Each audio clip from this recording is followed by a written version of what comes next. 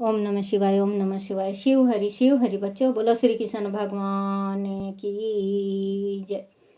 विष्णु लक्ष्मी की जय।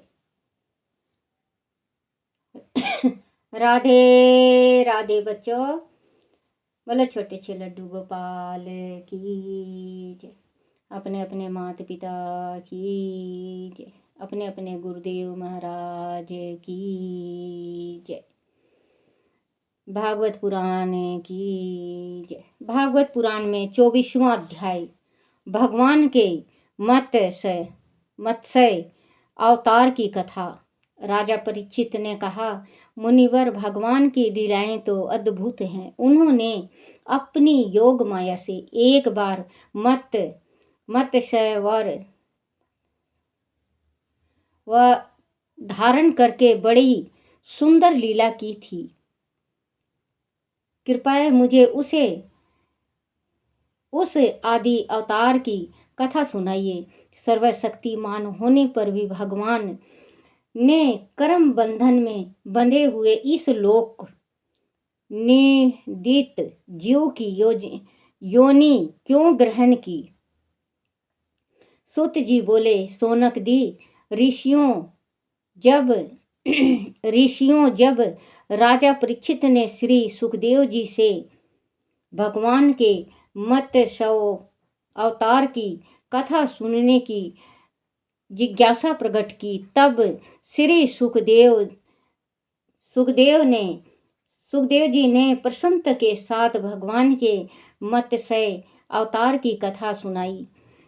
श्री सुखदेव जी ने कहा, परीक्षित, भगवान सभी जीवों के जन्मदाता हैं, परंतु वह गो, ब्राह्मण, देवता, साधु, वेद, धर्म, भक्त और अर्थ की रक्षा के लिए विभिन्न शरीर धारण करके अपनी लीला किया करते हैं, परंतु उन प्राणियों में प्रवेश करके उनकी बुद्धिगत गुणों से छोटे बड़े नहीं हो जाते। वह वास्तव में सभी प्रकृति गुणों से रहित है। वह निर्गुण है, पर लोक कल्याण के लिए वह साकार जीव का रूप धारण करते हैं। परीक्षित, पिछले कल्प के अंत में ब्रह्मा जी के सो जाने के कारण जब प्रलय हुआ, तब समस्त भूलोक समुद्र में डूब गया था। नींद के कारण वेद ब्राह्मण जी के मुख से निकल पड़े। तभी उनके पास रहने वाले हयग्रीव नामक दैत्य ने योग बल से उन्हें चुरा लिया। उन वेदों को हयग्रीव से वापस छीनने के लिए ही भगवान ने मत्स्य अवतार लिया था। परीक्षित, उस समय द्रविड़ देश के सत्यव्रत नाम के एक बड़े उदार एवं भगवान के भक्त राजा ऋषि केवल जल पीकर तपस्या कर रहे थे। वह विवेक स्वयं सूर्य के पुत्र थे। भगवान ने उन्हें वैवस्वत मनु बना दिया। एक दिन की बात है कि वह राज ऋषि कृत माला नदी में जल से तर्पण कर रहे थे। उसी समय एक छोटी सी मछली उनकी अंजलि में आ गई। सत्यव्रत ने अंजलि में आई हुई मछली को जल के साथ फिर से नदी में डाल दिया। तब उस मछली ने बड़ी करुणा के साथ सत्यव्रत से कहा, राजन, आप बड़े दयालु हैं। आप जानते हैं कि जल में रहने वाले जंतु अपनी जाति वालों को खा जाते हैं। आप मुझे मरने के लिए फिर से इस नदी में क्यों छोड़ रहे हैं? मैं भय से व्याकुल हुई जा रही हूँ। सत्यव्रत नहीं जानते थे कि स्वयं भगवान ही उन पर कृपा करने के लिए मछली रूप में पधारे हैं। उन्होंने उस मछली की रक्षा करने का संकल्प कर लिया। उन्होंने उस मछली को उठाकर अपने जल पात्र में रख लिया और उसे अपने आश्रम पर ले आए। आश्रम पर लाने के उपरांत एक रात में ही वह मछली उस कमंडल कमंडल में इतना बढ़ गई कि उसमें उसके लिए स्थान ही नहीं रहा। जब नहीं रहा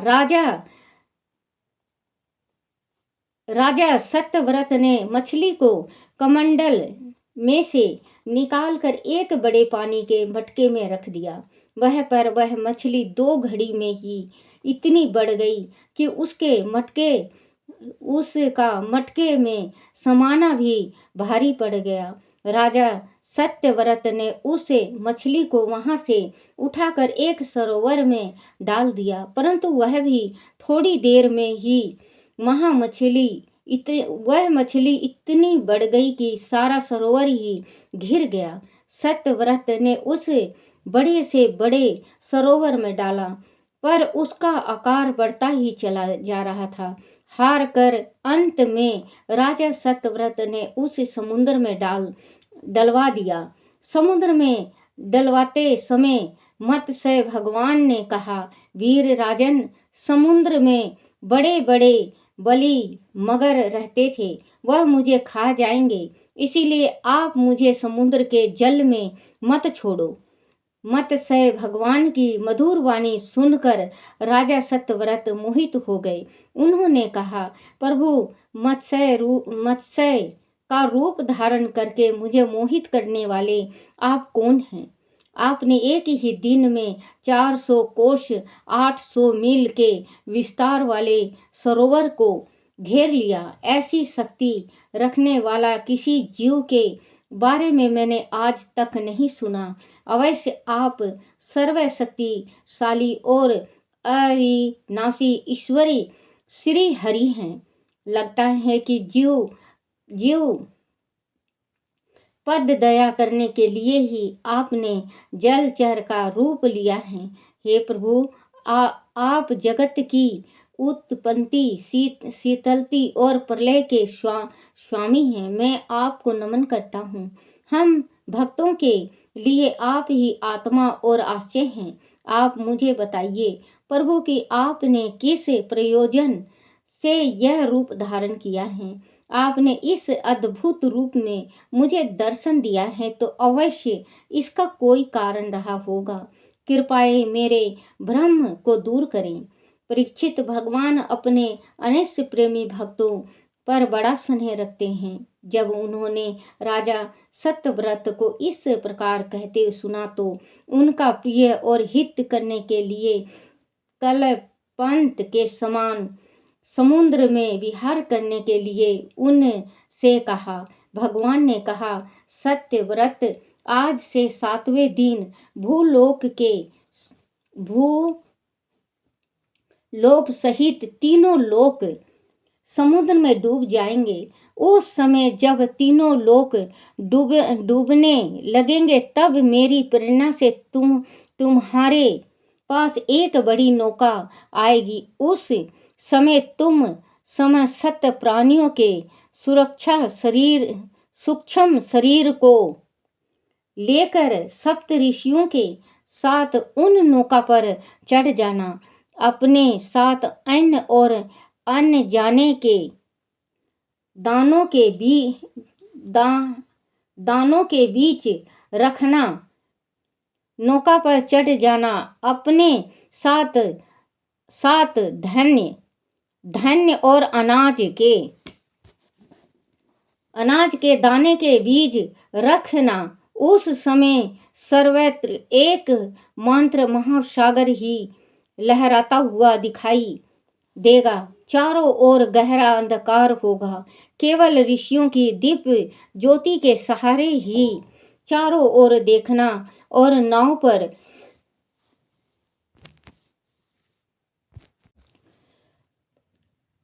नाव पर चढ़कर सर्वत्र विचारण करना। मन में किसी प्रकार का भी क्लेश, विकलता और भय मत लाना। जब प्रचंड झंझावात के कारण नाव डगमगाने लगेगी, तब मैं वह आऊँगा। उस समय वासुकी नाग के द्वारा तुम उस नौका को मेरे सींग से बांध देना।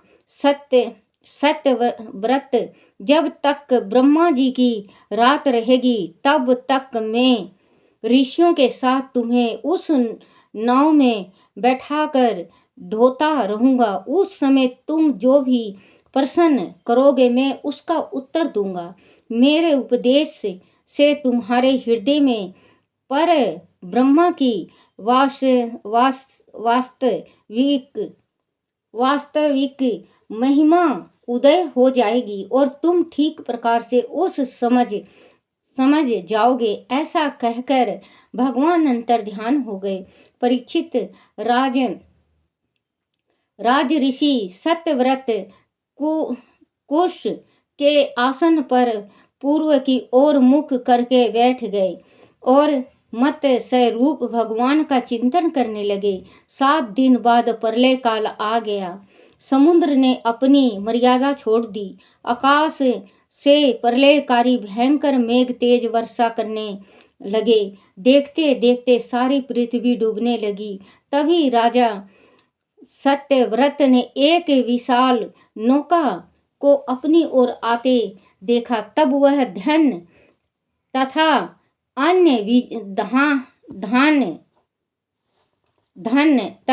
अन्य बीजों को लेकर सप्तऋषियों के साथ उस पर सवार हो गया। सप्तऋषियों ने बड़े प्रेम से राजा सत्यव्रत से कहा, राजन, तुम भगवान का ध्यान करो, वही हमें इस संकट से बचाएंगे और हमारा कल्याण करेंगे। उनकी आज्ञा से राजा ने भगवान का ध्यान किया। उसी समय उस महान समुद्र में से मत्स्य के रूप में भगवान प्रकट हुए। मत्स्य भगवान का शरीर सर्वणिमा आभा से युक्त था और उनके शरीर का विस्तार 4 लाख कोश था। उसके मस्तक पर एक बड़ा भारी सिंह था। राजा सत्यव्रत ने वासुकी नाग को भगवान के सिंग में बांध दिया और भगवान की स्तुति करने लगा। राजा सत्यव्रत ने कहा, हे प्रभु, संसार के समस्त जीव अज्ञान के अंधकार में डूब गए हैं। इसी कारण वह अनेक प्रकार के दुख से पीड़ित हो रहे हैं। आपकी कृपा से जब वह आपकी शरण में पहुंच जाते हैं तब वह आपको प्राप्त कर लेते हैं। इसीलिए हम संसार के इस बंधन से छुटकारा आप हमें मुक्त प्रदान करें और प्रलय की इस बेला में हमारी रक्षा करें। आप सर्वशक्तिमान हैं। हम आपकी शरण लेते हैं। आप देवताओं के भी पूज्य महेश्वर हैं। हम ज्ञान प्राप्ति के लिए आपकी शरण में हैं। हमें सद्बुद्धि दीजिए। परीक्षित, जब सत्यव्रत ने भगवान से इस प्रकार प्रार्थना की तब मत्स्य रूपधारी पुरुषोत्तम भगवान ने प्रलय के समुद्र में विहार करते हुए उन्हें आत्म तत्व का उपदेश दिया। सभी ने जो उस समय नाव में उपस्थित थे उस उपदेश को ग्रहण किया। बाद में जब प्रलय का अंत हुआ और ब्रह्मा जी की निद्रा टूटी तब भगवान ने हयग्रीव असुर को मारकर उससे वेद छीन लिया और उन्हें पुनः ब्रह्मा जी को दे दिया। भगवान की कृपा से राजा सत्यव्रत ज्ञान विज्ञान से युक्त होकर इस कल्प में स्वस्थ मनु बने। अपनी योग माया से मत्स्य रूप धारण करने वाले भगवान विष्णु और राज ऋषि सत्यव्रत का वह स्वाद एवं श्रेष्ठ कथा सुनकर मनुष्य सभी पापों से मुक्त हो जाता है। जो मनुष्य भगवान के इस अवतार का प्रतिदिन श्रवण करता है उसके सारे संकल्प सिद्ध हो जाते हैं, उसे परम गति प्राप्त होता है। बोलो श्री कृष्ण भगवान की जय। हरिओम तत्सत। हरिओम तत् सत। श्री कृष्ण गोविंद हरे मुरारी, हे नाथ नारायण वासुदेवाय, हे नाथ नारायण वासुदेवाय, हे नाथ नारायण वासुदेवाय। श्री कृष्ण गोविंद हरे मुरारी, हे नाथ नारायण वासुदेवाय। बोलो श्री कृष्ण भगवान की जय। अपने अपने गुरुदेव महाराज की जय। छोटा सा लड्डू गोपाल की जय। मेरा हाथ पकड़ लो बनवारी, यमुना के जल बड़ी भारी। मेरा हाथ पकड़ लो बनवारी, यमुना में लहर बड़ी भारी। जब यमुना मेरे पैरों में आई, जब यमुना मेरे पैरों में आई, भीज गई पायल सारी, यमुना में लहर बड़ी भारी। मेरी भीग गई सारी पायल, यमुना में नीर बड़ी भारी। मेरा हाथ पकड़ लो बनवारी, यमुना में लहर बड़ी भारी। मेरा हाथ पकड़ लो बनवारी, यमुना में लहर बड़ी भारी। जब यमुना मेरे कमर में आई, जब यमुना मेरी कमर में आई, भीग गई मेरी साड़ी, यमुना में नीर बड़ी भारी। भीग गई मेरी साड़ी, यमुना में नीर बड़ी भारी। मेरा हाथ पकड़ लो बनवारी, यमुना में जल बड़ी भारी। जब यमुना मेरे हाथों में आई, जब यमुना मेरे हाथों में आई, भीज गई मेहंदी सारी, यमुना में नीर बड़ी भारी। भीज गई मेरी सारी चूड़ियाँ, यमुना में नीर बड़ी भारी। बोलो श्री कृष्ण भगवान की जय।